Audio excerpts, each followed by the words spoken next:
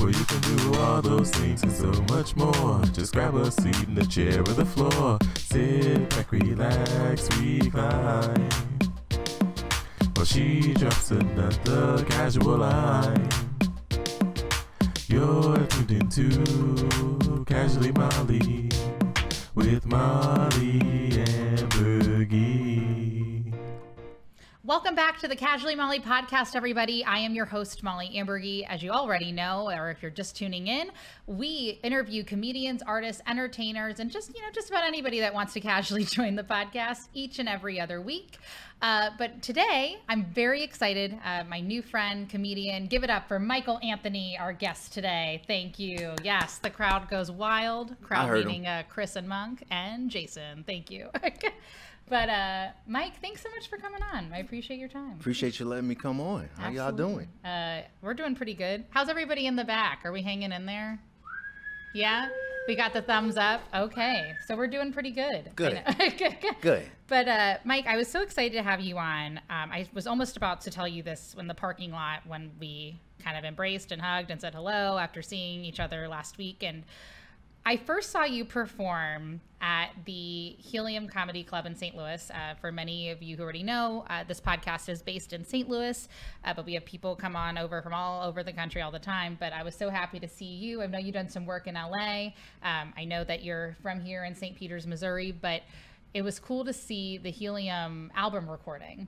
And you were on the lineup. Yeah. And I was like, it was just really cool to watch you perform because you have such an amazing stage presence. I know that sounds like a very cliche thing to say, but you really do. I had never seen you perform before and I was dying. It was in a good way. It was fantastic.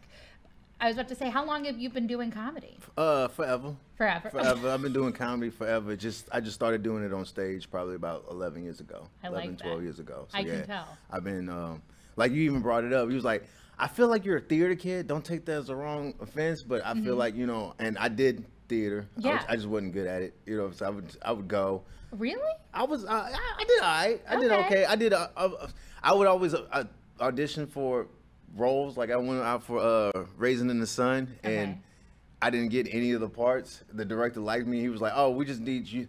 At the end of the story, there's gonna be moving. We need you to move the boxes. And I'm like, "All right, I'm gonna be the best guy that's moving the boxes." So when I come up and you see the boxes move, like I'm moving the boxes. I gotta give them boom, moving them. I gave myself lines, and they just let me just go with it. So serious, Raising the Sun, but yeah, I'm moving these boxes. I'm gonna be the best box mover ever. And I'm moving these boxes. That was it.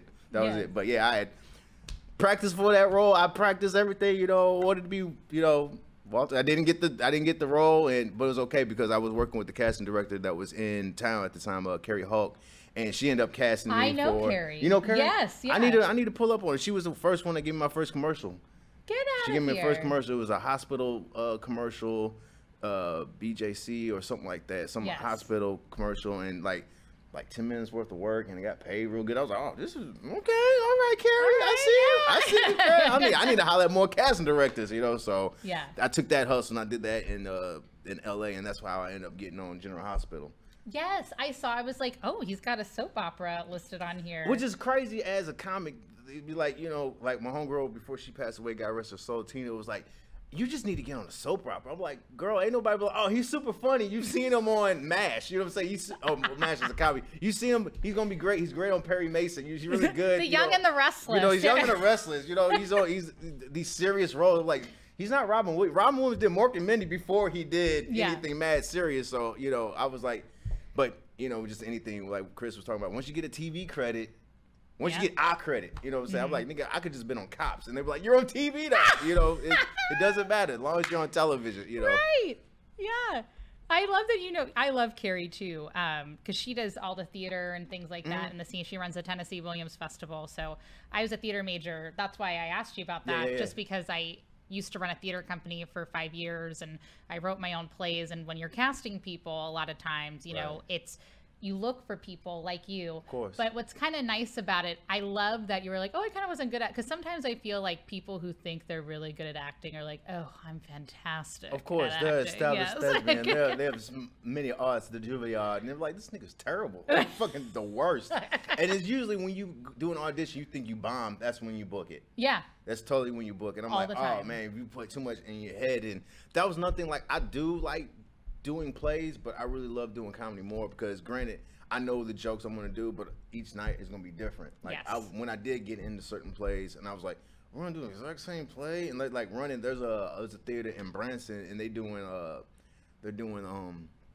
what's the Noah? They're doing Noah, the story of Noah, and they're gonna be running it from August all the way to December. I'm like, that poor cast. Yeah. Gonna be doing.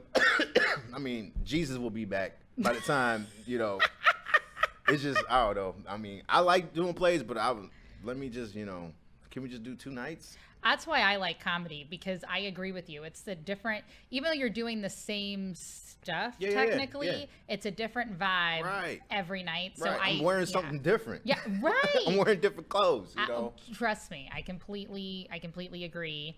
And you've done some film stuff, haven't you? I have done a couple film things. I was like, obviously we had the soap opera, soap opera credit, but I was laughing because you did. I was laughing with you in the elevator. I was like, I just saw you share a clip that you were on. Oh yeah. Usual Suspects. Yeah, tell me a little bit about. It was Usual Suspects. It was God, I remember it was one of those things that I just auditioned for. I was like, oh, whatever, Why not? Let me get some money.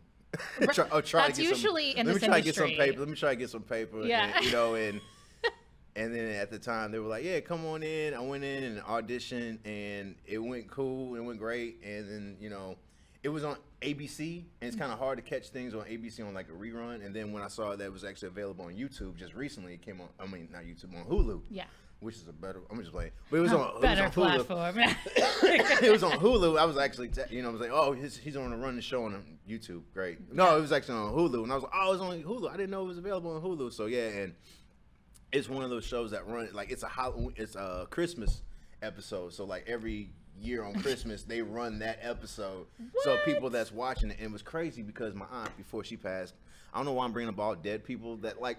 We're just casually resurrecting on the casually. I'm just name dropping all the dead people I know. You know what I'm saying? So my aunt, she had saw the episode and she was like, oh baby, you on TV, and then she was like, because I'm a suspect of murder and rape, and so she was like, baby, you didn't do it. I'm like, my name's not Alvin either. You know what I'm saying? So this is fake. This is fictional.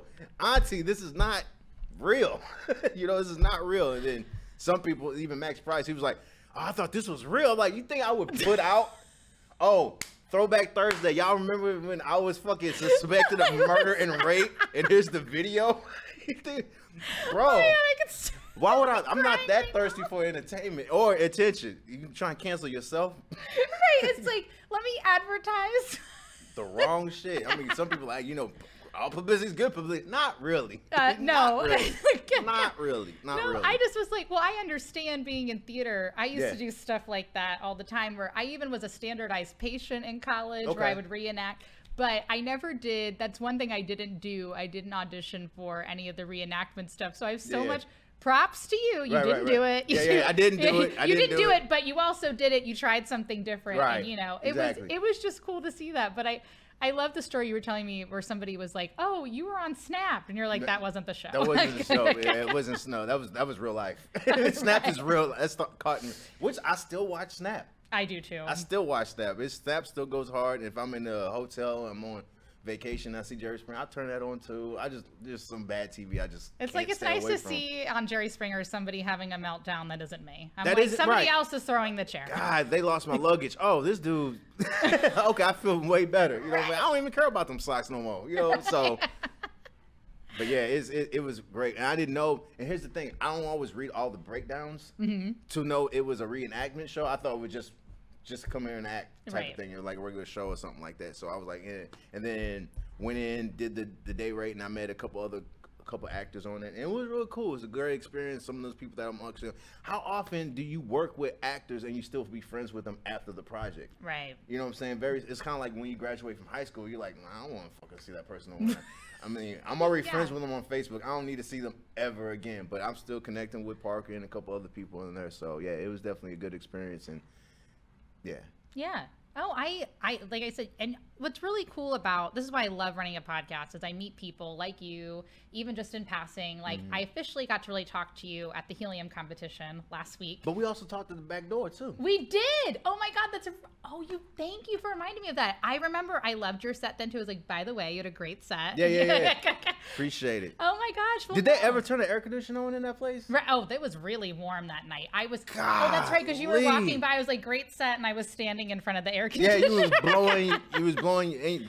You didn't smell bad because you know people standing from the fan. The mush comes off. And I'm like, oh, who is cooking bacon up in here? It was like they had the humidifier, and then people were like, "Is she really getting air from there?" I'm like, "No, the fan was in the back." Because Quentin Wilbert, who's a local comedian, he was saying the same thing. He was like, "Miles, like, how are you getting any air?" I was like, "I swear it's here." I just like people were like, I think it was just because I drove from work, and I trust me, we were both a little warm that night. It's good now, but it was everybody was hot in that piece. I was like, oh, this is not fun.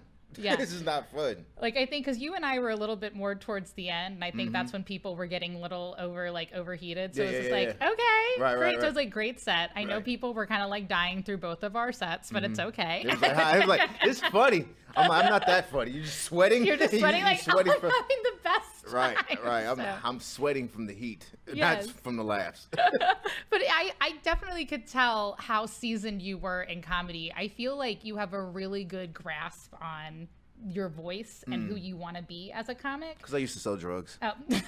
No, I'm just kidding. Yeah. I did, but you know, nothing. I've had people on this podcast who've also done that, so it's okay. You had Rick Ross on here? So he hasn't responded to my Rick Ross. If you want to be on the Casually, please at the Casually. No, I'm just kidding.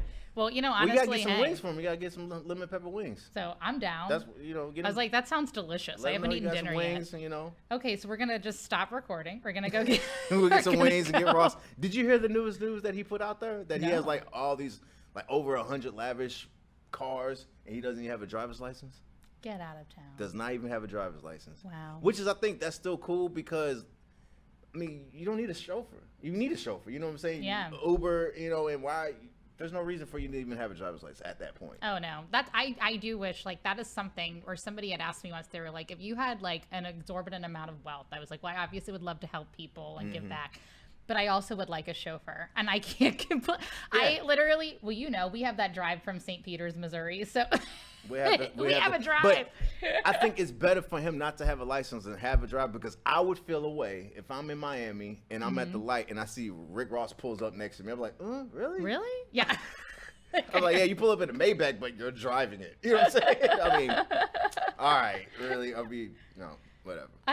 So now I got to look this up. Cause I loved comedians in cars getting coffee, and I love seeing like, even on like, I think this is like aging me a little bit, but MTV Cribs, where they would show all the stuff. Redman had the best one. Oh yeah.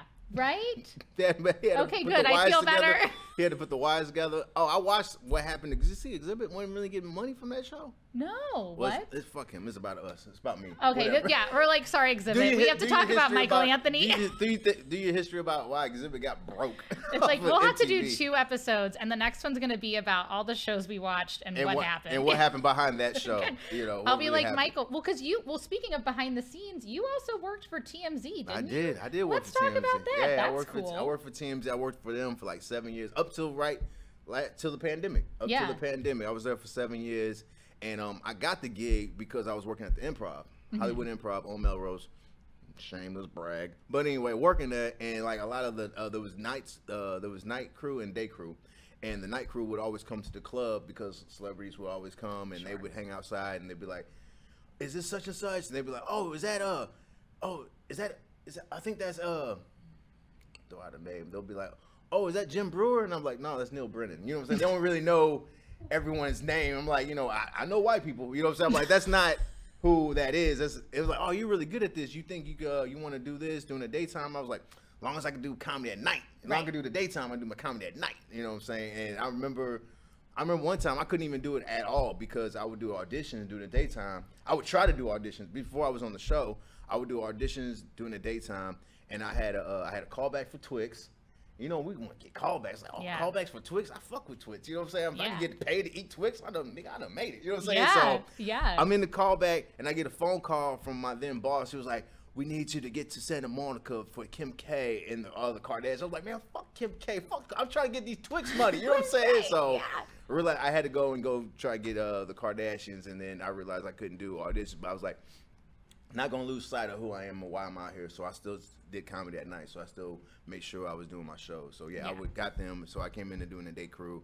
And then I guess they heard my voice, or heard the jokes I was doing, and they would pitch your clips on the show for like whoever. Oh, we got this film of such and such, and then they couldn't really get down my cadence or the jokes I was telling. They was like, well, we just need him to bring him in here. And I think it was my first week. I didn't think I was gonna get anybody because, you know, they do the trial period. You have 2 weeks. Oh, okay. And I'm on to see if you're shitty, if you can talk to people or whatever. And my second week, first week was washed. I didn't know what was going on. I barely knew LA, and they were like, you gotta go to this spot, you gotta hang out at this restaurant, blah blah blah, and you gotta know what Kate Winslet looks like unless she's not on film. You know, and women are really super hard to identify, especially when they're not all dolled up. Yeah. You know what I'm saying? I mean, I know what fucking Justin Bieber looked like. I know what fucking, you know, Right. I know what Kim K looks like. You know, but certain people, he's like, Emily Blunt, I don't, you know what I'm saying? Right. Great actress, you know what I'm saying? Love her, you know what I'm saying? But I couldn't recognize if she's leaving the dentist, you know what I'm saying? So, and that's the thing. I'm working the daytime, so I'm catching people going to the dentist, going to the gym, whatever you're doing during the daytime, that's what you're doing. So, different beast. The second week, didn't really get anybody. My last day of the second week, I'm like, fuck, I'm not gonna get this job, you know what I'm saying? Whatever, and what it was, I don't know. Yeah, it's pretty much is a G a week, $1,000 a week. So I was like, and you get paid every week. So I'm like, oh, nice. Man. So I was like, and they were like, you want to do a job? I was like, fuck yeah, I gotta get these teeth looked at. You know, I'm getting health insurance. You know, so I took the job, $1,000 a week, and then my last 2 hours on the clock. In Beverly Hills on Bedford. Bedford is the main street where all the doctors that do all the work. Michael Jackson was at one of the doctors. Everybody get their nose and everything together. And I see this nice Escalade pulling up, about to hit the curb. Nice ass rims, and you know me, I'm a general nice person. I'm like, yo, about to hit the curb. Yeah. And they corrected it, and out comes the passenger, Billy Bob Thornton. Shut up. So I'm like, and he jumps out. He's like, thanks, bud. I was like, right on. I was like, oh fuck, this was Billy Bob Thornton. Walks in. He walks in, does this thing, and his car, and usually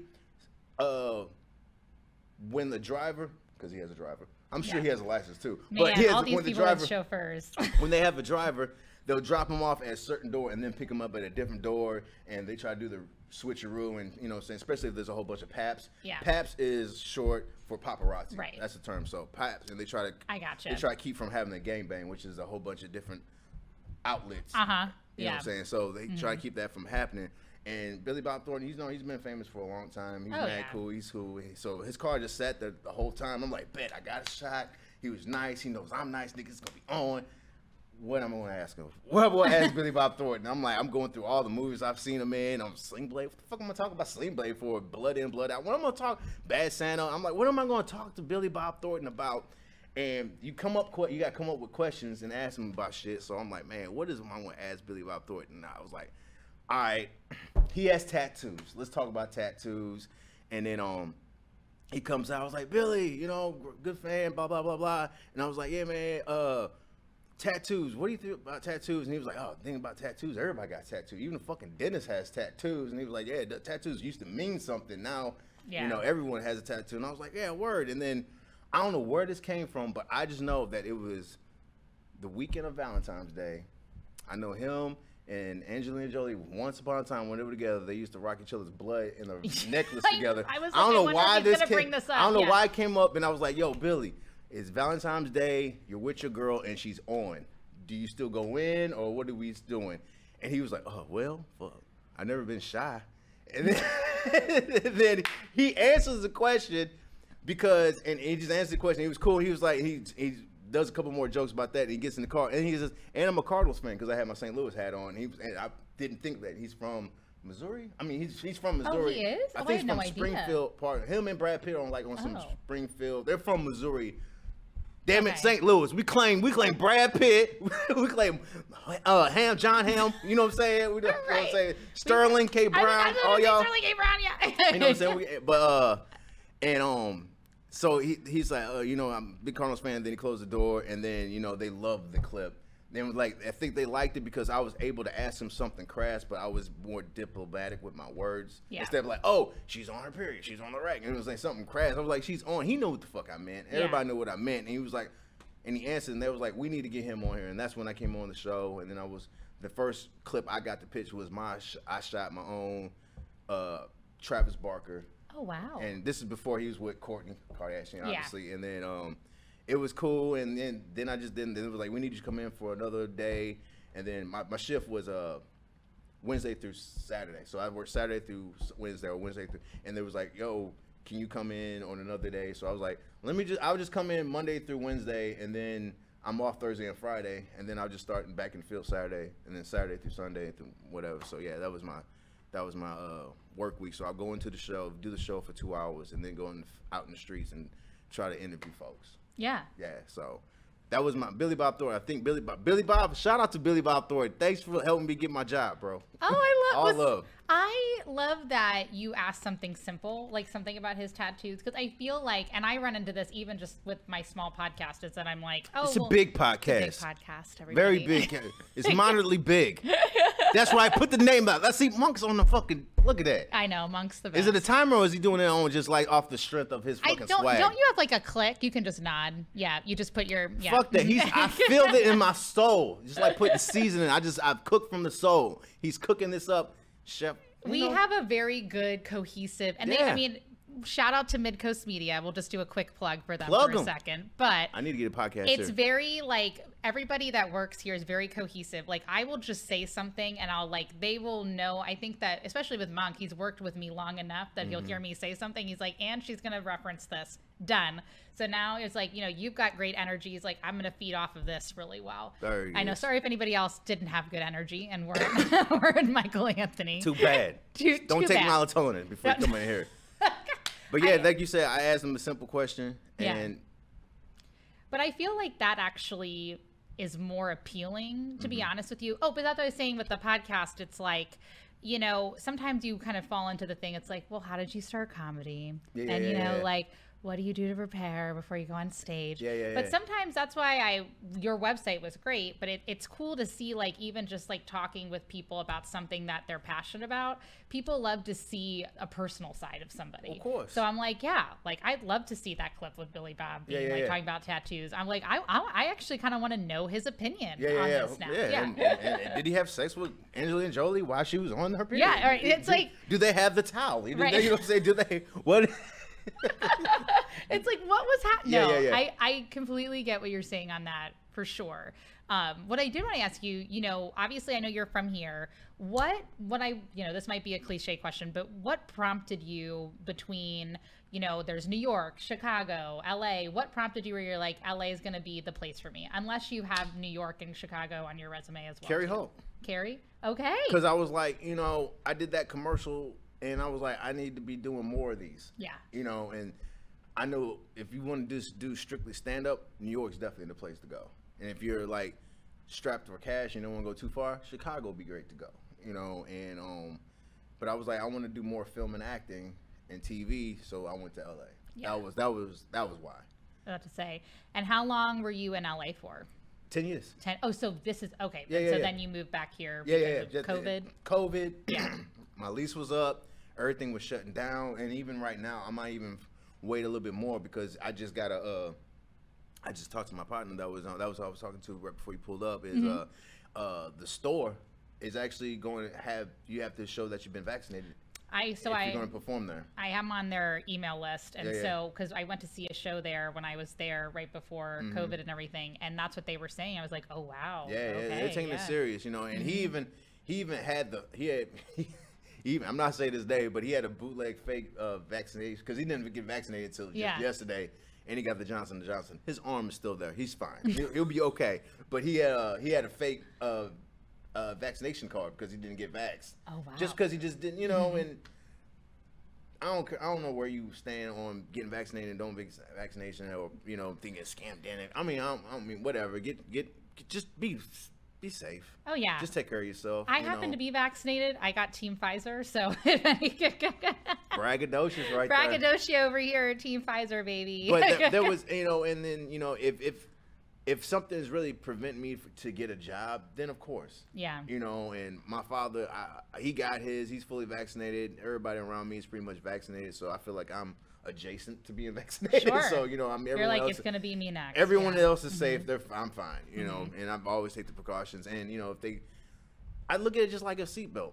If people with masks and everything, just fucking comply. Yeah. Just comply. You know what I'm saying? And the sooner that we get over the shit, the sooner we can get back to doing, unprotected sex. You know what I'm saying? We can just get back to goals. The fun. The fact thing is that we were back. You know what I'm saying? America be all the way back. You know what I'm saying? Randomly make out with a stranger. Those are the things we need to get back to. You know I feel like this is going to be a good campaign for.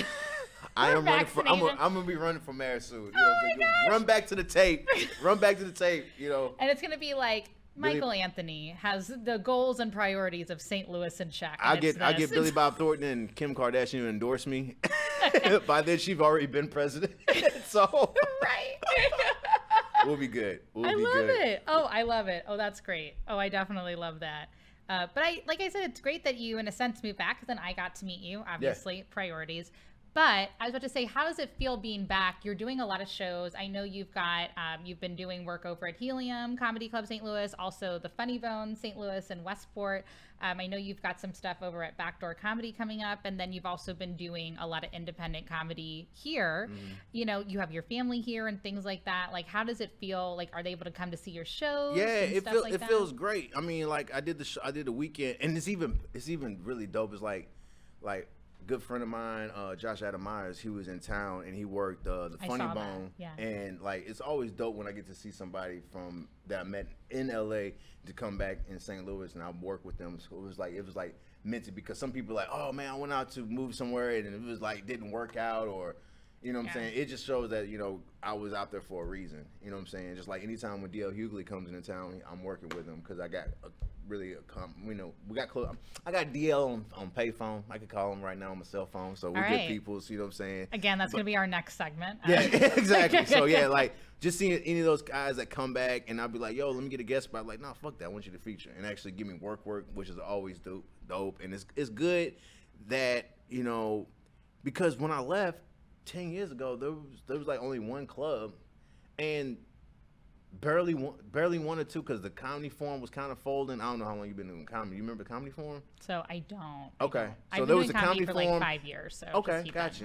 Yeah. And then there was a spot at downtown. It was either Laughs on Landing or it was either Laughs on Landing or I can't remember, but it was the same club. It was just different. It's been a minute. Yeah. Okay. But then at that point, it was like early back in the fucking 80s, where if you work this club, you can't work them clubs. Yeah. It was kind of like that. Whereas now, like, nigga, we got 3 comedy clubs, and now,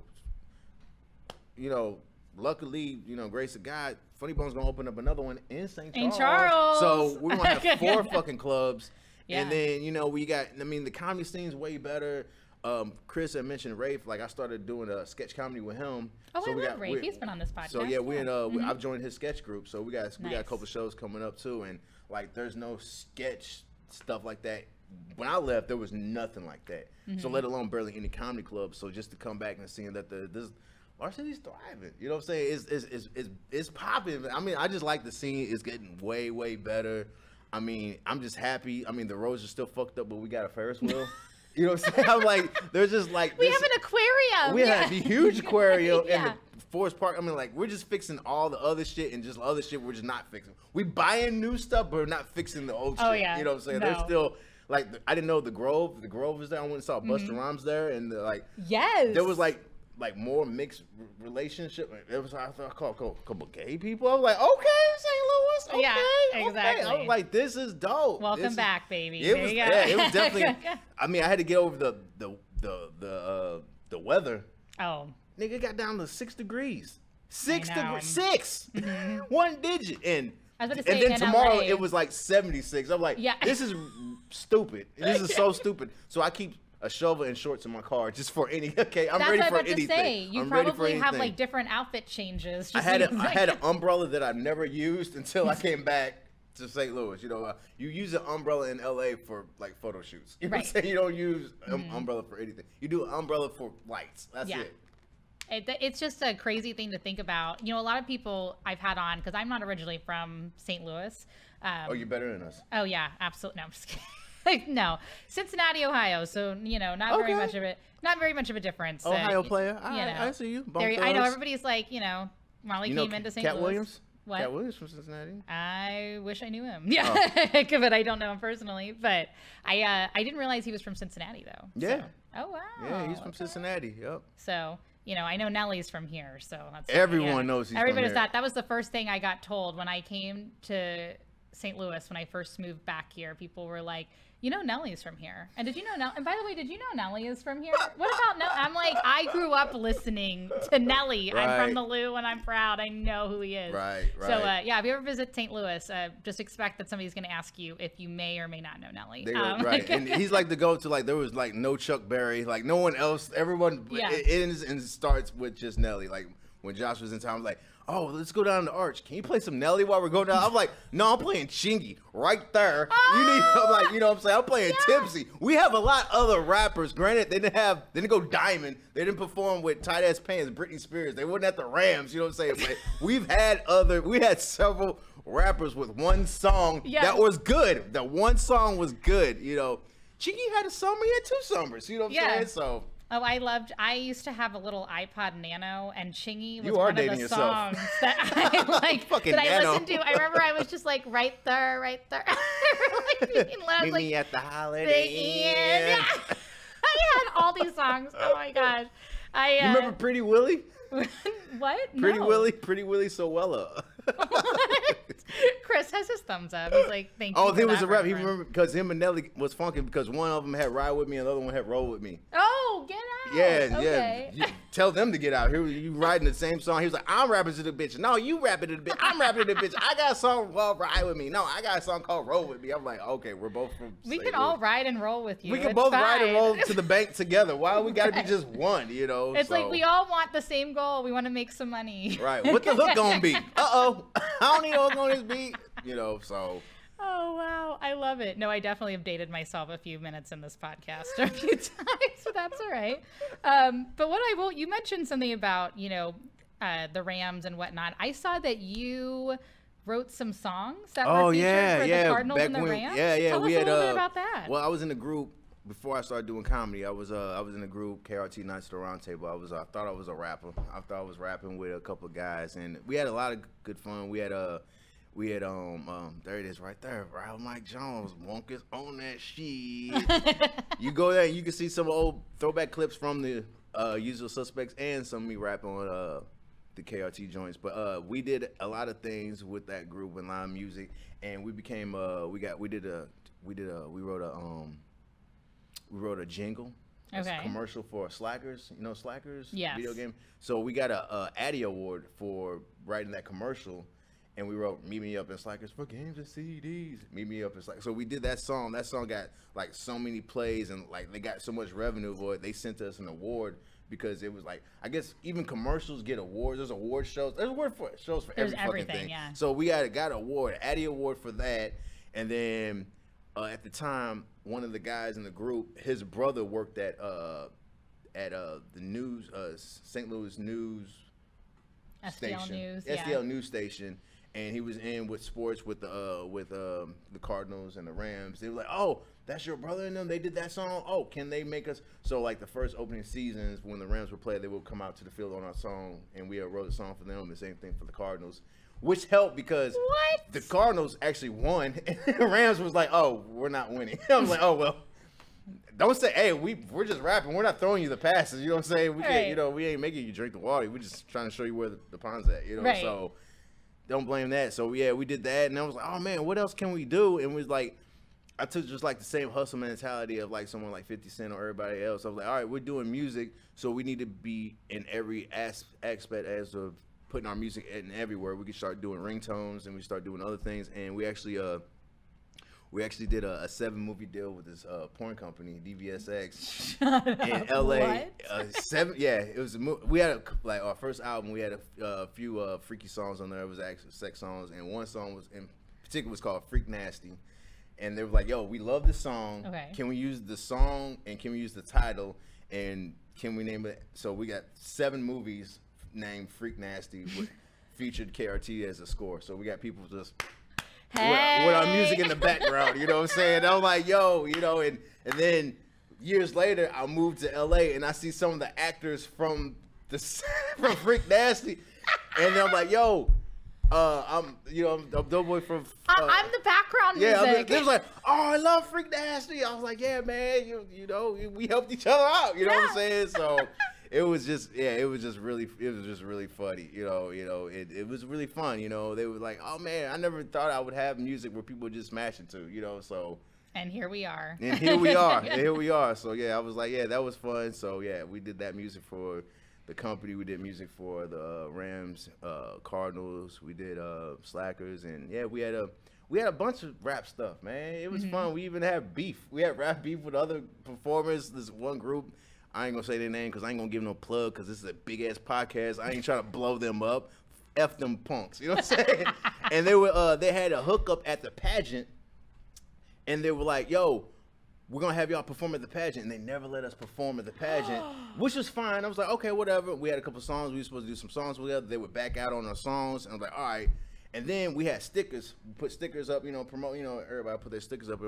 Found out and heard that they were ripping our stickers off the wall. I'm like, nigga, bad form. So I was like, all right. Yeah. So we was like, yo, just like we took in that Eminem 50 Cent approach, we started making diss songs. We started diss radio. We made videos. We did everything. We went in and started talking trash on them so hard, and it was fun. And then like years later, I'm performing at the pageant. Yeah, you are. Adam Ray and Adam Devine. I fly back from LA to St. Louis to perform. I came home just to perform at the pageant, and I did jokes talking about how I was rapping with KRT. So I was like, nigga, I got the last laugh. Boom, bitches. Oh, you know I love that story. So yeah, that was dope. So yeah, and it was crazy performing at the pageant because like, pageant was really nice. Oh yeah. I went to the pageant on a day. This chick took me there, and we went to go see the Roots. But anyway, we just chilling, and I'm backstage. I'm already happy. I'm geeked up. I'm at home. I'm eating emos. I'm about to perform at the pageant. This is what's up. Oh wow, you're really having a St. Louis night. You know what I mean? Exactly. And the pageant. Exactly. Well, maybe I just blend them together. You know what I'm saying? So I'm backstage, and it's Adam's show because he's about to shoot his special, and they asked Adam like, "Hey, the show starts at 8:00. We have 800. What do you want? Do you want to wait?" And I'm like, 800 people? Wait for fucking what? Shown up, waited 30 more minutes, 200 more people showed up, and it was 1,000 people. I'm like, this is ridiculous. This is ridiculous. So I was like, yo, you know, and that was the first time. I think that's got to be the biggest crowd I ever performed in front of. Yeah. 1,000 folks. Yeah. What a cool experience. Yeah, it was pretty dope. Like I said, all love to Adam Ray, Adam Devine, definitely good dudes. And I think that all because I worked at the Improv. And I like worked at the Improv, and like Russell Peters, I would be working at the ticket booth, and he was like, "I might come," and I was always trying to keep a nice shirt just in case they would have me go on stage. And I remember one time I was trying to get on Skylar Stone's show. It's a really popular show in LA. Like most shows in LA, all the shows you want to be on because they're all showcase. I think I follow him on Instagram. Yeah. Yeah, he was in Waiting. He was in a couple other movies and stuff. He had a show on Comedy Central, and every lineup he has. It's a who's who on there. He had Marlon Wayans on there, and he always had Dan Cook. He'll have Russ Pete. He was had Whitley Cummings. He'll be every Sarah. So, I mean, the list goes on to all the people that he would have on the show. So I'm like, he's from St. Louis. He's definitely gonna put me on his show. Like, no, he didn't just put me on. Then the day I finally get booked to do a show, I'm off work. Rita calls me in, Mikey, it's gonna be really busy tonight. I need you to come in. And I've been drinking Grey Goose fucking since 8 a.m. So I've been drunk. I come in, I'm drunk. And then I'm upset, and then they go. I'm about to go out and wristbanding people. I'm getting sick, and then like, yo, we still get to perform. And I was like, fuck, I gotta perform too. So I went to the bathroom, threw up, mom spaghetti, and then I go, and then I'm wristbanding everybody, telling them 2 items minimum. So I'm already over it. I'm kind of mad and pissy about it. I go up and perform in my work clothes. It says improv. The nigga that just gave you a wristband say 2 hour minimum, and I go up and I just do one of the best sets ever because the whole, you know, when you perform, you got the curtain, you behind the curtain. Who's here? And they're like, none of that charade, none of that. All that was out the window. I'm like, yeah, I'm the same motherfucker that you just saw, and I just ripped it. And that Adam Devine saw me, Russell, everybody saw me, and like, yo, you fucking murdered that shit. And I was like, thank you. Now I'm gonna go back and start sweeping up. It's like, well, now I'm gonna go back to this. Back to reality. It was like literally 8 Mile after he just beat Papa Doc. He's like, I'm gonna go back to the stamping play. I'm gonna go back to work, which kept me humble. But you know, it was definitely one of those moments like, yeah, I'm in the right spot. Mm-hmm. You know what I'm saying? So, yeah, I ID'd Fergie. I carded Fergie one time. Shut up. Working at the Improv. And they was like, Mike, you just card, because she was there with at the time with Josh Duhamel, and I recognized him, but I didn't know. I forgot there were a thing. This was before when I was in TMZ, when I was in everybody's business, knowing who's dating who. So I didn't really give a fuck. They come. It was Sunday, and she wasn't looking Fergalicious. She was looking like whatever her real name is. You know what I'm saying? On a Sunday, she came in. And I was like, Mike, you know, you just carded Fergie. Well, I was like, well, she's over 21, so it's fine. Make sure she, you know what I'm saying, whatever, you know. She ruined Black Eyed Peas. I'm just playing. Yeah. Not really, but. It's like he's got some feelings about this. I can tell. I feel like this has really been riding on Mike Anthony's. I had to get that out. Shout out Josh Adamize. He really feels the same. Yeah. Here you go. That's why you guys work together. Yeah, well. He was working. He was like, he had like a 10-minute bit talking about how Fergie ruined the Black Eyed Peas. Shut up. And people got upset with him. I was like, really? What? You think that she made them better? Oh, no, you don't know hip hop. Oh, my gosh. I love when people get upset about weird things like that, where people have like such passions about certain things, and you're just like, this is all jokes, guys. Right. It's just jokes. How do you handle your hecklers? Do you get heckled ever? You know, so JC Sabala, who's a local comedian here in St. Louis as well, he and I had a discussion about hecklers, and he is like, I feel like he is like, at least from what I've seen, the king at handling them really well. And so we went through stories like that. When I have hecklers, I will say I'm very lucky in the sense that people are usually like, oh, we can't heckle Molly. Like, she's too nice. Like, we like her. Like, I will say I don't really get messed with a lot. But I did have a couple of guys on occasion. There was one guy I was doing a bit about Plan B. Okay. And he was already a little drunk. I think he felt like he needed to impress his friends. And he was like, your boyfriend is a piece of shit. I would never buy my woman Plan B or whatever. And so I just was like, oh, guys, I love that this guy is sharing his expense report with me. You know, like I care. Yeah, anyway, back to the set. And then I like moved back. Exactly. You know, I feel like sometimes people will be like, you know, it's so, yes, like sometimes you want to be like, fuck you, like you're awful, like, but sometimes you have to, in my real life anyway, it's just like what you said, we sometimes have to go back to reality. Yeah. I'm in customer service. I have to deal with people who heckle me on a regular basis. Right. So when I'm at the club, I'm so happy to be doing comedy. I'm like, you want to yell at me? You want to, and then the weirdest part about it is the hecklers I've had have asked me out afterwards. They're like, by the way, you were great. Do you want to go out sometime? Yeah, it's just like the kid. It's just like, you know, as a kid, like, you know, they talk about kids, you know, the kids that push you down in the sandbox. He really wants to go out with you. He really like, he wants to share his push pop with you. You know what I'm saying? He wants to go steady. And that guy wanted to share a push pop for some other things. Different push pop, right? Different rings. So So did you start going to the Funny Bone? Was that your first spot? So actually, in Cincinnati, I started producing. I was running a theater company. So you started comedy in St. Louis. Yeah, in Cincinnati, and then I really hit the pavement here in St. Louis. Okay. And my first open mic here was actually at the Improv Shop. And Word. Yeah, it was really, so Bobby J. Cox, amazing comedian. Yeah. They, you know how they go through the list, and he and Rafe really try to be, what I love about them is they always try to be so supportive of everybody. So they're like, is it your first time? Yeah. Okay. Like, yeah. As they're hosting? Yeah. Like, they're like, you know, here's all this. And then when Bobby went through the list, he's been on my podcast too, and we talked about it. He didn't say my name.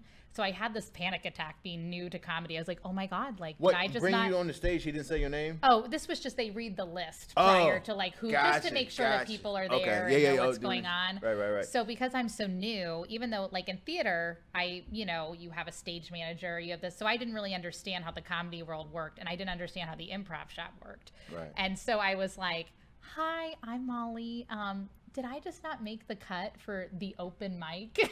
And Bobby was like, I'm so sorry. But yeah, nowadays, you can just walk in, you sign up, and it's a little bit of a different story. But yeah, I love it. I love comedy. Which, back to you, I was like, I feel like Mike's interviewing me a little bit, and I wanted to throw a couple Yeah. questions in there and be like, I'm just not that vain, but I'm like, Yeah. whatever. Molly's wrap it up about talking about me at the Funny Bone. Yeah, we're gonna talk about you at the Funny Bone at now. the open mic. So yeah, it was No, great. I let's think do it. like for me, like my first few experiences, what I want to say. What was one of the shows that made you feel like you knew you could do this? That's actually be my question for you too. Because I already have my answer. Well, so this is about you. Okay, but I want your answer first because I asked you. Yeah. You asked me first. I asked okay. you first, so yeah. I love it. Okay, the first time I felt like I wanted to do. Not wanted to, but knew that. But I knew that I wanted to. Yes. There was a show that I was doing. It was 90 degrees outside. Like it Jesus. was like hot. right now. Yeah. Okay. Like I remember I was first doing comedy, St. Louis summer, and you know what it is. Like I was so happy to even get like the 5 minutes or the 10 minutes to do a set. Like House of Comedy, Laughs on the Landing. That's the name of the club. I'm sorry, that was back. That was the call back back 20 then. minutes ago. That was the name of the club. I was a House of Comedy, or it was Laughs on Landing. See, I've heard of Laughs on Landing though. Yeah. I just didn't know how. But see, now I know. That was So the other this is club great. that's no longer there, and I'm sorry to interrupt your answer. No, all I I'm was such saying. an asshole. I'm so sorry. I already had a performance background. No, you're not an asshole at all. And then that's why I loved comedy, was because I always did comedic acting, and then I was like, oh, you know what? Maybe I should do stand up. Okay. I felt like all the women I was watching doing stand up, I was like, I love these people. Yeah, I yeah, like yeah. these people. Right. I want to try this out. But yeah, long story short, I remember I was so hot. I remember I sweat through everything, and it was one of the best sets I'd ever done. Were you sweating profusely? Oh, yeah. Pit stains? I mean, I will say I had makeup on, so the pictures ended up, but I had a white button-up blouse that I was obsessed with. Okay. And it looked like Perspiration. Oh yeah. Oh, like yeah. luckily I would keep it all in, but like, you can't, like I said, you can't tell in the picture, but I look at that You picture knew. sometimes and I'm like, wow, I sweat my ass off, Yeah. but I did it for 10 minutes for comedy. I must really fucking love this. Yeah. And I am sticking with There it. you go. And then I Hell was yeah. like, and now I just feel so comfortable doing it. Now like, you don't even sweat anymore. yeah, no, well, except probably right now, but under all these stage lights. But yeah. I love it. Like even if you, which does happen, even if you do bomb or something, I used I've to never let. had a bomb. Yeah, I'm just playing. Yeah, Go ahead. Mike Anthony, everybody never bombed. Just Which means know. when I do, it's gonna be terrible. I probably murder myself. Oh, I used to get so sad. I'd be so hard on myself, and now if it happens, I'm like, well, that didn't work out. Yeah. Let's go back to the drawing board. Right. But yeah, I feel like if you're not bombing, you're not trying hard enough. agreed. You know, Agreed. and what they say, a light kill is worse than a hard bomb. Yeah. So There you go. But now, Philosophy. I shared my story about me sweating profusely. I need to know what happened to you, because I'm sure it's going to be much more glamorous. no, it's not gonna be glamorous at all. I think one of the because going to the Funny Bone, like I said, the other clubs were kind of folding, and Funny Bone is and was that club that you want to be performing at. Agreed. And and at the open mics were like the thing. There were like 200 people, regular civilians, coming to watch comedy on a Tuesday night. They paid $5. You're about to perform for 5 minutes, and it's a thing. There's not, like I said, there wasn't no many clubs, so the scene is there on that Tuesday. So Tuesday after Tuesday, you go there and try to get up on the list. Sometimes you don't get on the list. I didn't get on the list one time because I wore shorts. I didn't know you're not supposed to wear shorts no on shorts stage. on stage. And I didn't get on, and I was like, oh, fuck, it's because I'm black. It's because I'm black, and it's because your black ass got shorts on. And I was like, okay, so I realized, okay, these are some unwritten rules of comedy, okay. And then I'm like, all right. And then one time, and then, at this time, you had a lot of great comics in town. And I remember I had a spot, and I got bumped. I got bumped by Nikki Glazer. So I had to follow Nikki, and I would either have to follow Nikki Glazer, Greg Warren, or Tommy Johnigan. All three very funny, very established professional comedians, and I would follow all three of them and be like, oh, I got this. You know what I'm saying? And I was like, okay, I got this. I could do this. And then Nikki was saying like, "You're fucking funny," you know, and just to get the nat, like, "Good job." I mean, yeah, you was fucking, hey, good. Or here's a tag. You know what you could say? You could say this, and then just to get that, and then I see Nikki in LA, and she done blew up. She got her show, and so you know, we've always been really cool with each other, and then to see her now, she's back in town, and for us to just keep on, you know, rocking. And same thing with Greg. And even when I saw Tommy John again out there, he was like, "Yo," you know, and for me to able to follow these people on stage, I was like, all right, I'm working with something. You know what I'm saying? And, you know, not to be on some, nigga, I got this. Because there's times where, you know, when I'm working at the Improv, I would see people, like, just randomly, all right, Seinfeld just showed up. You were going to remember the guy that had to follow Seinfeld. Mm-hmm. My good friend Ken Garr, just 2 weeks ago, he had to follow Bill Burr. Mm-hmm.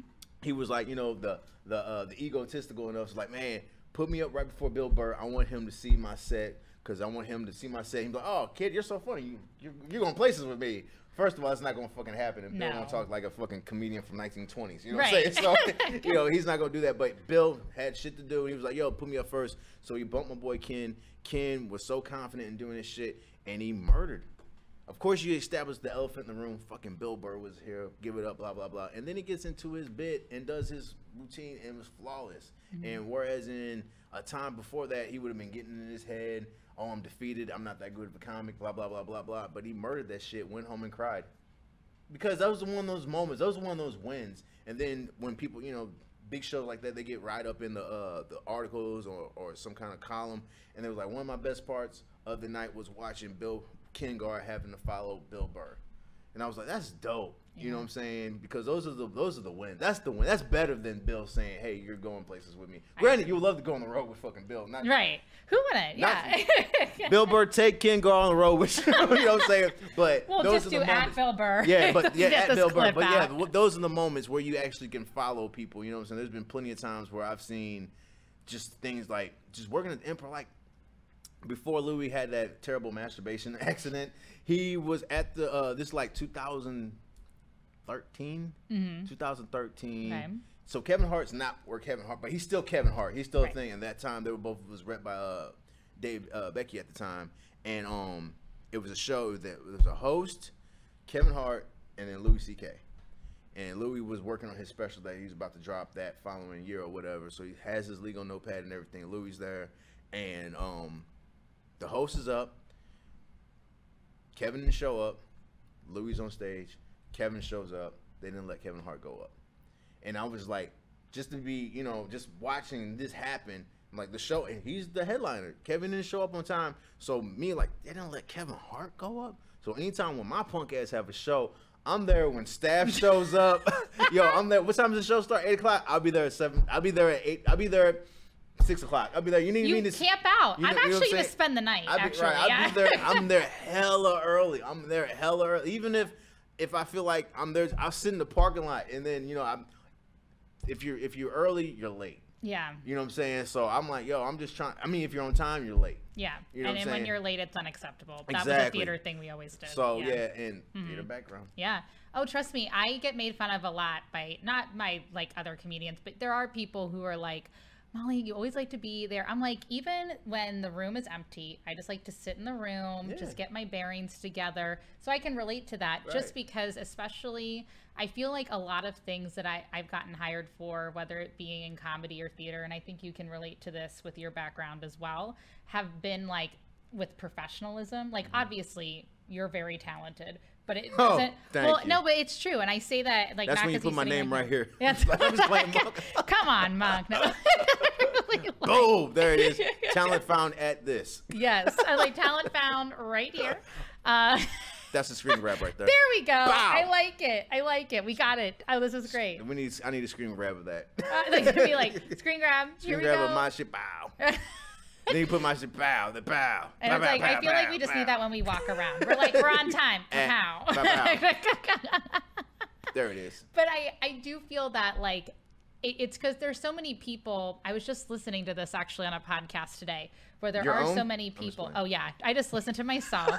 I just pump out. I'm like, you know what I need to listen to when I'm driving around? Myself. Oh, I hate listening to myself even when I get clips. I'll be like, meanwhile, Mike, the real Mike Jones here, he's gonna watch this a few times. Be like, remember when I did this on the Casually Molly podcast? I was rubbing. Oh, RZA. Oh, baby, I like it raw. But yeah, I mean, but that's the thing. You go to these places like I'm like when Dane Cook was doing what was doing what is that what's that huge Madison Square Garden. That's that big place in New York. It's okay. I'm been 2 years sober, but I swear to God, the weed is still in me. it still kicks in every once in a while, you know. That's all right. But he would walk the stage when no one's there, just so he'll just prowl around and just like, you know, you go to clubs, you go to stage, and you just like, all right, this is what it's gonna be like. People, I mean, baseball players, they practice in the stadium when no one's there. I was just about to say that. You get in that zone, you grab the dirt, you know what I'm saying? Jordan's playing on the ball, and you know what I'm saying? He's on the court, just like, no one's here. You just, all right, so when it happens, when people show up, it's nothing. You know, and that was the thing when I was talking to a lot of people that was doing the competition, because if you're not really performing, not really getting these sets in, these shows are really going to fuck with your mind. They're going to really mess with your nerves. So if you can't really handle doing comedy and then the word competition ahead of it makes you feel away, what's going to happen when you film your special? You know, and yeah.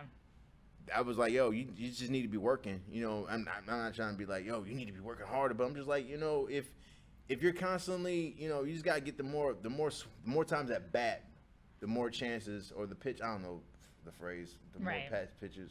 What is it? I don't know. Anyway. Yeah. I get what you mean. Work, damn it. You gotta work. You can't go to the gym one time and be like, I got abs. No, you gotta work them shits. Well, and that's the issue. So the podcast I was listening, it was the same thing as like, you have to get those reps in. Yeah. Because people who have really made it in life, people are like, you know, and I feel like looking people like you or people that I have on the podcast, like, they've done so much by putting the work into it. Facts. I feel like people, especially with comedy, and you know, in performance and entertainment in general, I feel like sometimes people will come out and be like, oh, I can definitely do this and it'll take me 5 seconds to get where Michael Anthony is. And then if you had listened to this whole episode, which I know you did, we heard his whole story about how he grew up here, went to LA for, 10 years, you came back. And here's the thing, what I really respect about you is you came back and you didn't stop. Like, you were still like, I'm doing my craft, I'm doing this, I don't care where it is, how it is, like, I was like, that's what I respect. Even you were hosting the competition. Right. And that night was not comedically rough for you. It was just the audience, competition. What I really respected about you, you just kept going through that hosting set. You were like, all right, next one. And you know what? That doesn't work. We're going to do another one now. Like, and he's the next person you didn't like. And then after it stopped, I was like, all right, now I get to talk to y'all for 20 minutes. Yeah. Now I'm going to let my hair down. I'm going to let y'all know y'all niggas wasn't shit. And then that's when everybody started like, oh, this is funny. I'm like, well, yeah, now I get to talk to you for 20 minutes. Yeah. I get to like, waka, waka, waka. Okay, here comes Molly. You know what I'm saying? And then waka, waka, waka. Here's the next person. You know what I'm saying? I wasn't doing that much time up front, Yeah. But, yeah, that's the thing. And, like, you got to really put the work in. And it's crazy because, like, to see people pop right in front of your eyes, like a good friend of mine, Theo Vaughn, and, like, I've known him for the whole time I've been in LA. That last 10, I've known him for 11 years, right? So, and he's always put me on show. He's like Russell. He was like, anytime that he had a show, he would always put me on his shows. And then, like, all right, I'm in position to try to get you on TV because I've gotten a couple of close friends on TMZ and helped them get a little bit of publicity. And I would always interview Theo, and they wouldn't fuck with, like, using Theo's shit. And I was like, he's good, he's funny, he's great. And then after he did like Rogan a few times, and then like now he's like huge. I didn't know how huge he has gotten because he's still the same normal person to me. You know what I'm saying? He's still just normal Theo. Yeah. You know what I'm saying? I knew Theo before he did the hair, before he really, like, I know Theo. It's kind of like I got a picture I showed it to you off camera, but it's a picture of me, Theo, and Drew Carey when I worked at the Improv, and Theo's dressed different. I talked to Theo. I was like, when I met you, it reminded me when Richard Pryor was trying to be Bill Cosby. And now you're Richard Pryor being Richard Pryor. You know what I'm saying? Because when Richard had his hair, he had his relaxed hair, he had his suit, you know what I'm saying? And then he became who he was supposed to be. And I was like, yo, you found yourself.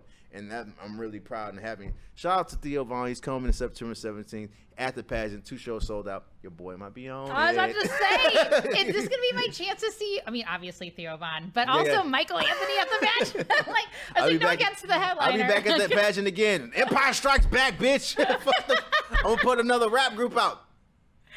Oh my God. I would see, and that is one thing. I actually really enjoy rap concerts. So if you do have a rap group that puts something out, please let me know. I'll let you know. Hey, KRT, Nice of Toronto. I'm sure the website, somebody's still buying these CDs on CD Baby. So I don't know. Oh my God. It's crazy. I just love it. Freak Nasty. I was like, what is that single? Freak Nasty. Gotta look it up. Freak Nasty. Gotta look it up. Freak Nasty. Freak Nasty at the pageant. I can't wait. No, I'm just doing jokes at the pageant. Oh my gosh. I love it. But he kept on working is pretty much what I'm saying. Like, you know, and he's forever staying hungry. And whereas we're at a level where I'm at, where I'm like, I'm not done. I have to work with somebody will look at me like, man, I wish I got to that spot. I'm like, someone look at Molly like, damn, she got her podcast, she's doing it. I want to get to where she at, where you're like, this is nothing, but that's huge to somebody else. Where you look to somebody else like, oh, I want to be at that level. That's why you keep on, bam.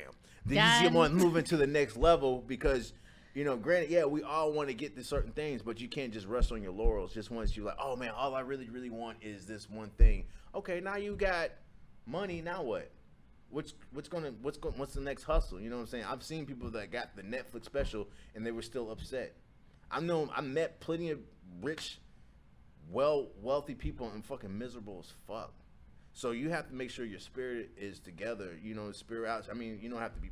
You can pray. I pray. I do meditation and I do all those things. Yeah. And you got to make sure your soul is right because when these things happen for you and you're still upset, you're just a miserable fuck that people know about. You know what I'm saying? So you got to be able to just be happy and just and be grateful for whatever situation that you get. You know, granted, yeah, we don't book everything, we don't get everything we want, but we got to be happy with the things you have. You know what I'm saying? That's why I've always been grateful that, you know, I don't have all the things I want, but I have all the things I need, and I have the hustle in me to get the things I want. So. I was about to say, I was like, again, one of the main reasons I like, you can just tell, I mean, obviously in this interview, but even just like interacting with you off camera, I feel like your spirit is in such a good place. And you definitely are somebody, yes, you have the talent and the drive and the hustle, but you definitely support all of those facets. So I'm just really excited to see you at the pageant with at Theo. We got one person that's gonna watch me. You know what I'm saying? The rest, the shows are already fucking sold out. They're already sold out. He's not coming till September. I'm like, Jesus Christ, good for him, bro. Man. That's awesome. I think he had to add another show just because the first one sold out. So. Oh my God. Yeah, I'm like, bro. Okay. I don't know. Maybe I can get to the show that he had to add on. So we'll see unless it's all sold out. Unless it's already sold out, man. I'm just so, you know, I'm just seeing good guys win, and he's definitely one of those. That's what I was about to say. I feel like you're a good person, and it almost, obviously, like, I get it. Like, sometimes you have to have confidence and things like that, and you can't always be... Luck, too. Luck, too, is always... You got to have the talent, so when that phone call happens, you can go up and do the job. But, I mean, you probably heard the term when you go in for auditions. You don't book the job, you book the room. Yes. You know what I'm saying? You book the room. Whereas in Sealand, he played Scarecrow in the Batman. He tried out to be Batman. He auditioned to play Batman, and they actually had him be Scarecrow. Okay. Whereas in, like, you're not gonna be Batman, but you're still gonna be in this movie. Whereas in, you know, somebody be like, oh, I didn't get this role. It's okay, but you're still. We got you. We got you next. You know, Christopher Nolan, he'll put you in something else. You're like, you're not going to be Batman right now, but you're definitely going to be in the next role. You know what I'm saying? So, you know, even if you don't get the thing that you really, really wanted, you just go in there with the drive, you're going to get something else. And maybe, you know, and spiritually, maybe that job wasn't for you. You was there to meet that person that's going to be later on down the road that's going to get you to somewhere else. That is my motto for everything. Like, sometimes people are like, wow, like, especially with auditions, because I did the same thing too. And then eventually I had to get a day job so I could do comedy at night and everything. Gotta have a survival job. You know, unless you're selling pussy or rocks. What else? I mean, I mean, I've debated on OnlyFans. I'll be honest on that one. But why did I bring this up? What were we talking about? We were talking about auditions. I was like, oh, I have been debating on this. She was, I was debating. Selling pussy on rocks. What was my only? No, you talk about auditions. My bad. No, I say that people would always be like, Molly, like, isn't it a lot to go to like an audition, just to audition? Like, I would go to auditions that would be 2 hours away to audition for 5 minutes. Yeah. And it's the craziest, like, but at the same time, then even if I didn't book that audition, I'd be like, oh, I'm actually going to do this person's like little movie, or I'm going to do like this. Yeah. And it's all about the people you meet on the come up. Honestly, Facts. you know, Facts. like I feel like a lot of times, like, sure, you look at people and you're like, oh man, look how accomplished they are. And trust me, I listen to a ton of comedy podcasts daily at my soul sucking desk job. But why I say that is that it's and she's cashing a nice check that she's paying to buy a house. I have that health Humble insurance. brag. Bow. Follow. Buying a house. But yeah, I bring that up just because then, like, you know, if you don't put yourself out there, then I wouldn't meet somebody with a great spirit and as humble as you. And that's, again, a good plus for you. The good guys are winning because you're so humble. You are a really relatively nice person. My dad loves you. Like, I mean, like, it's like, that was the best. I feel like my family bonded with you without even meaning to on the Helium. Yeah, it was meant to be. And Bridget, shout out to Bridget. You know what I'm saying? Yeah, Bridget. And it was definitely got some good. Like I text you, I was like, you just really have a good circle of friends and good people around you. So, but that's how I feel about you. That's what you really need. You know what I'm saying? Because, and don't get into working this industry and thinking that everything's gonna go your way. And plus, you gotta get used to the word fucking no. You're gonna have to get rejection. You know what I'm saying? And if you the type of person like me, I get crazy if I don't get a respond back in the text messages. But that's why I pray and not meditate. Yeah, you know what I'm saying? Oh my God. Right. But then again, I'm to the point of like, all right, well, maybe that wasn't meant to be this or this. You don't know what's going on through this person's mind, you know. And this is the first time they ever seen me. Let's just do a good time. You know what I'm saying? I just met Monk. I just met fucking Jason. I kind of think I remember Chris before, but the next time I see them, they'll be like, oh, that's Mike. We're good people. And I'm like, about me getting a podcast. Right. You know what I'm saying? Like, so what I got to do to get my own Yeah. podcast, you know what I'm saying? So they're like, oh, okay, he's good. Let's have him come back again or whatever the case. Or I've seen him like, oh, he's going to let me over in traffic. You know what I'm saying? Just, he also won't cut me off. It'll be great. Exactly. Exactly. You know, and just, you know, just adding more people to your resume and adding more people to your mental Rolodex and having good people on you, because you never know who's going to be in the position next whatever. You know, I remember working at the Improv, the guy that was one of the managers, they end up being one of the bookers for the Improv. He ended up being one of the main bookers, and then now he's booking the another really large club now, whereas he was just a regular manager that no one really gave a fuck about. And then he remembered that, and like Dave Chappelle, like most people say, just don't be an asshole. Yeah, just don't be a dick. Just be a nice person. Just be okay. Just be cool. You don't have to be extra cool. You know, like, you know, what's going on? You know, you ain't gotta be all extra with it. Just be cool. Yeah. And you know, people will remember that. You know what I'm saying? I think it goes out of the way. If you're going out of your way to be a dick, people gonna definitely remember that. Yeah. And especially if you're in entertainment, you don't know who's gonna be working what. They're gonna see you on the headshot. They could be working the session and be like, oh, don't call that person in.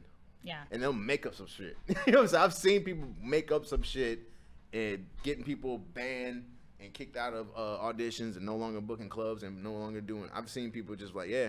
And they're their own demise. They sabotage their own career by being on some fuckboy shit. So I don't be agree. on no fuckboy shit. Oh yeah, I always say stay in your lane. Just like, I feel like when you start getting messy and messing with it takes away from your craft and what you're doing. So I'm just like, fuck that. No, I got other shit that I got to worry about. I got to worry about me. I got to worry about my set. I got to go show up in that club when no one else is there, so that way I can be ready for this. Yeah. But speaking of showing up, thank you for coming out. Hey, I appreciate you. Thank you for letting me be of service. Oh yeah, of course. Mike showed up. Why don't you tell us a little bit before we head out of here what you've got coming up on the docket? I got coming up on the docket tomorrow. I'm at Max Price's show. What is that? The Alpha Brewing Company. Alpha Brewing Company. And you know what? Is that right there on Manchester? So on Morgan Ford, and then if you right off of it's in Tower Grove area, Morgan Ford, and I forget the name of the street that it's on. I just did a show there, so that's why I was like, oh, you did that? Okay, so I'm going there. I'm doing that show, and at the end of 2 dates in August. I'm not 100% sure if they might get pushed back because of the whole mask mandate. The director of the sketches that we're doing with Rafe and them, he said that we're not going to be performing with masks. So if that mask mandate is still in full effect, we're going to push those dates back. Sure. But we'll be performing. I'll be performing at the Improv Club. Is it Improv Shop? Improv Shop. The Improv Shop. Sorry. The Improv Shop in August. And tomorrow I'm with Max at the Alpha Brewing Company. She's my publicist. It's right. I'm down for it. I can do it. I'm a very good hype girl. That's why I run St. Louis Independent Comedy.com, stlouiscomedy.com. You see all the websites and shows updates. That's me. But yeah, Alpha Brewing Company. Yeah, you can check out my website, www. I don't know why I said www. MychaelAnthony.com. World Wide Web. MychaelAnthony.com. Nah. .com. MychaelAnthony.com. MyChael. Is that we both had water during this podcast, and we've definitely had things where we're like, what did we just say? What were we just talking about? But yeah, Alpha Brewing Company, I just did a show there with Chicago Strong Style Comedy. I probably messed up that name too. But it was a great room. They're great people. Okay. So dope. I was like, best of luck with that. It's already sold out. I'm happy. That shit was already sold out. It's fun. I can't wait. I'm going to do that tomorrow. And then I got a couple more shows. And what are you doing Sunday? So, I don't know. What am I doing Sunday? I might be getting lunch with Bobby J. Cox and a couple other comics. You should definitely come. Okay. Have you ate at Felix's? Oh, yeah. Pizza. It's like I never ate there. So, there's a gang of new restaurants here in St. Louis that I'm just not hip to. Felix's was like the hot place to go especially when I was in theater, because they had karaoke night. So all the theater people were like, we're going to sing everything. And I will say I was never. So call back to this. All right. Everybody was like singing Once you their thought song. we were done. Once we thought we were done. And just to be ironic, because I didn't want to be that obnoxious theater person, I sang Fergalicious. So shut up. But I spelled it. I was like the M to the O-L. Okay, of course. Of course. You got to spell Molly. What's your? Do you have a go-to? So a go-to song for it's karaoke? Probably just Spice Girls Wannabe, but then I've got a few other ones. Oh yeah, because I'm like, I just like to rap. I would rather do the rap. I rather do, but the second one, Survivor, Reggie. Okay. Yeah, that's how we met. He was singing Survivor, and the other girls he was with on stage didn't know the words, and I just happened to be getting some water. And you were like, and I'm singing it, and he goes, you, and I was like, me. The one that's singing and doing choreography. She's doing, I'm like, with my water, I'm like, I'm not going to diss you on the internet. Right. Because I'm a survivor. It was just the whole thing. I was like, hilarious. My God. So I like have my water. But yeah, what's your go-to? What's your karaoke go-to? I do a couple of them. Like if I got somebody that wants to do one and they're not sure, I'll say, all right, let's do a duet. I'm Nate Dogg, you Warren G. We're going to do Regulators. Ooh. But if I'm, I'm, of course, any old school 90s rap, especially people that's going to bring it. Real quick before I leave. So karaoke in LA is a thing. Okay. Like people show up for karaoke. Some people are actually doing their own songs. They're like, can you play this song? And then they bring their, so wow. One Friday, this place in Burbank, Los Amigos, plug. Okay. Los Amigos, nice nachos too. Now I want some nachos. There was a Friday night, and I did gin and juice. Of course, everybody like gin and juice. Of course, I would do fan favorite. There we go. Favorite. And Mike Anthony's fan favorite, gin and juice. I a love friend of mine was my barber came. He was like, all right, I'm gonna do one. Oh my God, your barber showed. My barber showed up, and he wanted to do, and he did Yin Yang Twins, Get Low, and then and this is how you realize some people only know the hook. All he wanted to do, he thought that song was just ski, ski, ski. He thought it was just ski, ski. That song's 5 minutes long, and it's just not ski, ski, ski. He was like, oh, there's a lot more work. So, anyway, later on, everyone's done doing this show. There's a regular brother that shows up, tall Asian guy, in a suit. Song comes on, it's Montel Jordan. This is how we do it. He pulls a microphone, wireless microphone, out of his pocket. This is how we do it. It's Friday night. The party's here on the west. And he's walking around like he's at the VMAs. He's walking around. So I reached to my 40 and I poured it. He's doing choreography and he's killing it. Killing it. another gay dude comes up behind him and he does like 5 songs from The Little Mermaid. I did not know any song. He does The Little Mermaid, murders Little Mermaid. I'm like, these people. I want to be part of his world right now. Now, he's a theater kid. He was definitely a theater kid. I would be, literally, why am I not in LA? Literally, this is exactly just for karaoke. Just for karaoke. I would be there. I would come out. There was like, oh my God. I'd be like, and I'd be dancing along, but I probably wouldn't, I don't know if I would participate, but I definitely would be like one of those people where I'm like, gotta do. It's just like when you go to drag shows and there was this girl doing. Oh, I know about going to drag shows. She was Celine Dion, and I was like, oh my God, and I like got brought up on stage. I was like, I'll always participate. I will be. Just say yes. Anytime. Go with it. Go with it. Go with it. Have the story. Now you got something to write about on stage. Right. I'm like, and welcome to this industry. Just go with it. Say yes, and you'll have something to write about on stage. Totally. If you learned anything today, you learned that. Also, next segment, you're gonna have to do gin and juice. It's all right. Gonna be great. I mean, or we can just do, it was a clear black night, a clear white moon.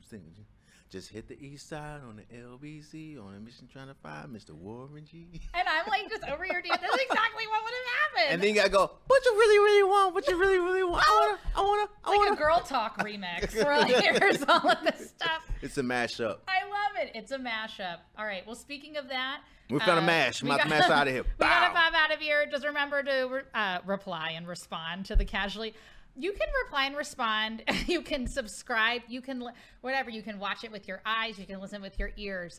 Follow us on Instagram, Facebook, The Casually Molly Podcast. And the last thing I'll ask is, what are you going to casually do now that our episode is over? I'm going to casually get out of this chair because my ass is sore. Bye, everybody. Deuces.